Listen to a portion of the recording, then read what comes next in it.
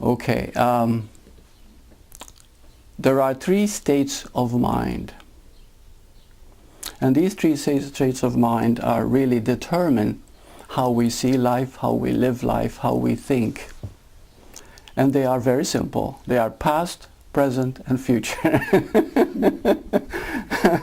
Nothing can be simpler than that. But you see, the vast majority of people are past people.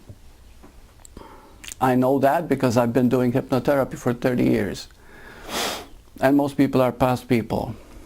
The world is very real to them. Right and wrong is very real. Black and white is very real. And what happened to them in the past is very real, to the point that the moment is totally forgotten. These are people easily depressed, easily hurt, self-defensive, and of course they cannot see very clearly because they live totally from this image that they have of the past. And then we have future people. Now, future people are goal-oriented. And these future people still see the world as real, but totally different than the past people. The past people are victims of what has happened to them. The future people are not victims. They're goal-oriented. So they feel that they can change the future. But what happens is, which is not a bad thing in a way, but what is happening is that they're so caught in trying to change the future that they live in the future, which of course is impossible because the future never arrives. There's only now. So they're always trying to figure out, someday I'm going to be enlightened, some days I'm going to be awakened. And they live always in the future. And then we have the present people. And the present people are sweet, innocent, open. They're usually quite attentive and they listen rather well. But the present people also get caught in past and future. But remember, just get caught. They do not dwell. They get caught, but they are able to be present most of the time.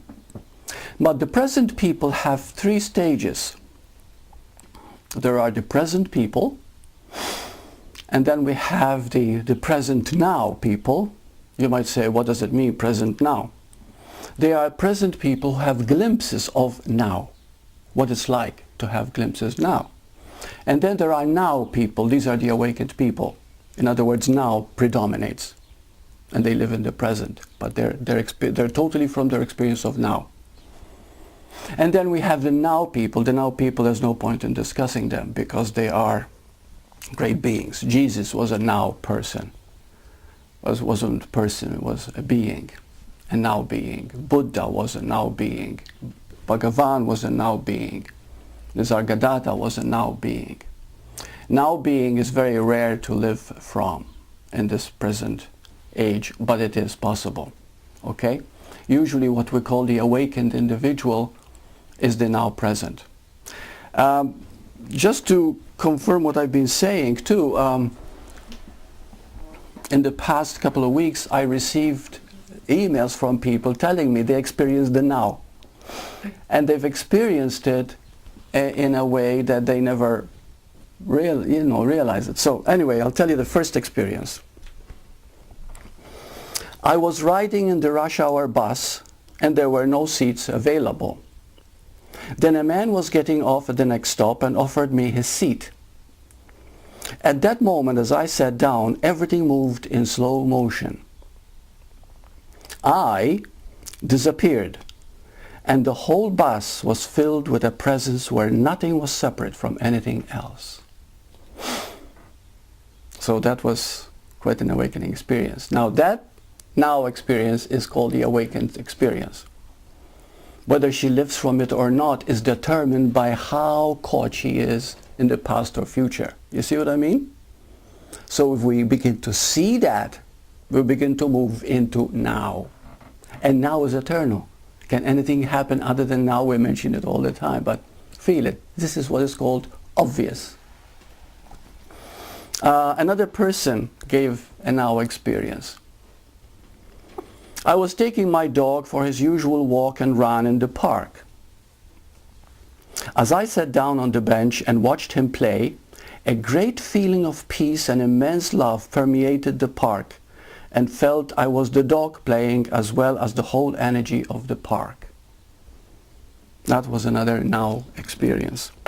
So these are little breakthroughs of now, you see, where it deviates from the present, because the present everything happens, right?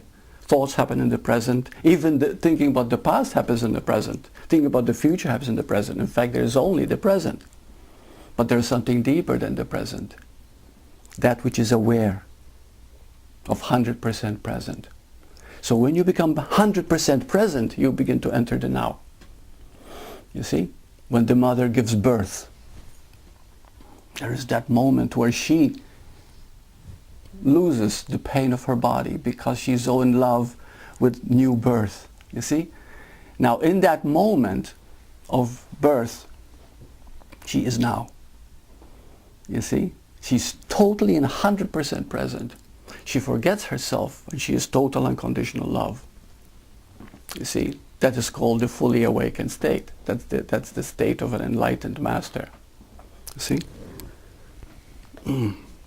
Excuse me.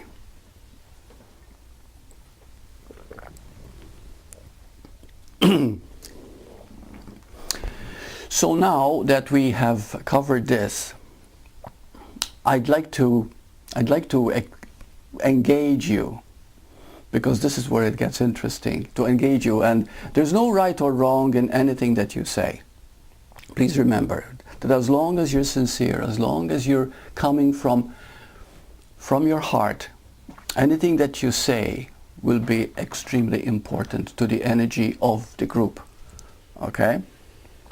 Satsang is a very important time, because whether you believe it or not, when you pay attention and you're totally here, your heart opens.